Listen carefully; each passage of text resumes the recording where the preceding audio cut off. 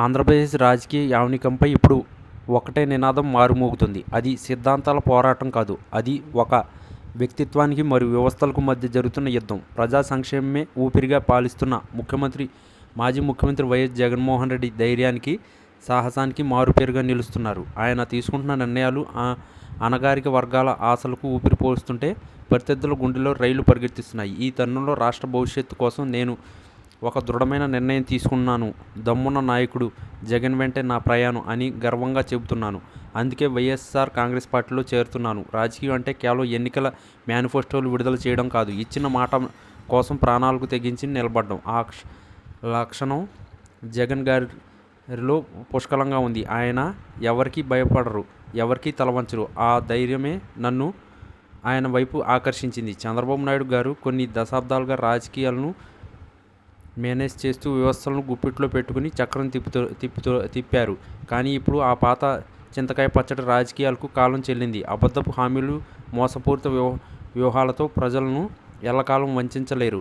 బాబుగారి రాజకీయ జీవితం ఒక ముగింపు అధ్యాయం. ఆయన అనుసరిస్తున్న వెన్నుపోటు సిద్ధాంతాలను, కుట్రలను అంతమొందించాల్సిన సమయం ఆసన్నమైంది. ప్రజల కష్టాలను పట్టించుకోకుండా కేవలం అధికారం కోసం పాకులాడే చంద్రబాబు నాయుడిని రాజకీయంగా భూస్థాపన చేయడమే నా ఏకైక లక్ష్యం. జగన్ గారి పాలనలో పేదవాడి కళ్ళల్లో ఆనందం కనిపిస్తుంది.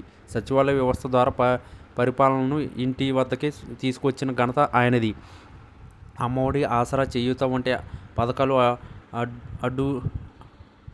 అట్టడుగు వర్గాల జీవితాల్లో వెలుగు నింపాయి. ఈ సంక్షేమ విప్లవాన్ని అడ్డుకోవాలని చూస్తున్న ఏ శక్తినైనా ఎదుర్కోవడానికి నేను సిద్ధంగా ఉన్నాను. వైఎస్ఆర్ కాంగ్రెస్ పార్టీ కండువా కప్పుకోవడం అంటే అది ఒక బాధ్యతను స్వీకరించడం. జగన్ గారు ఒంటరిగా పోరాడుతున్నారు.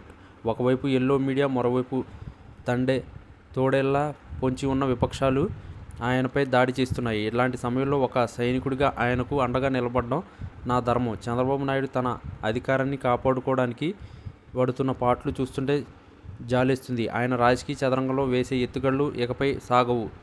ప్రజాక్షేత్రంలో ఆయన్ను ఓడించి రాజకీయ సమాధి కట్టడం ఖాయం. కులాల మధ్య, మతాల మధ్య చిచ్చు పెట్టే పబ్బం గడుపుకోవాలని చూసే బాబు నైజాన్ని ఎండగడుతాను.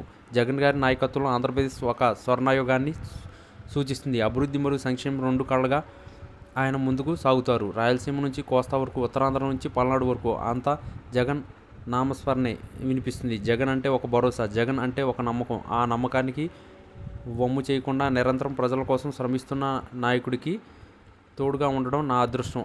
ఇక చంద్రబాబు ఆటలు సాగనివ్వను. ప్రతి గ్రామంలో, ప్రతి వీధిలో తెలుగుదేశం పార్టీ వైఫల్యాలను ఎండగడుతూ వైసీపీ జెండాను రెపరెపలాడిస్తాను. బాబుగారు చేస్తున్న విష ప్రచారాన్ని తిప్పికొట్టి ఆయన్ను రాజకీయం నుంచి శాశ్వతంగా పంపించే వరకు నా పోరాటం ఆగదు. జగన్ గారి సైన్యంలో నేను కూడా ఒక భాగస్వామిని అవుతున్నందుకు చాలా సంతోషంగా ఉంది. వచ్చే ఎన్నికల్లో YSR Congress party clean sweep చేయడం ఖాయం. చంద్రబాబు నాయుడు అడ్రస్ గాల్లో కలిసిపోవడం తథ్యం. ఇది కేవలం మాటలు కాదు, నా ప్రతిజ్ఞ. జై జగన్, జోహార్ వైఎస్ఆర్.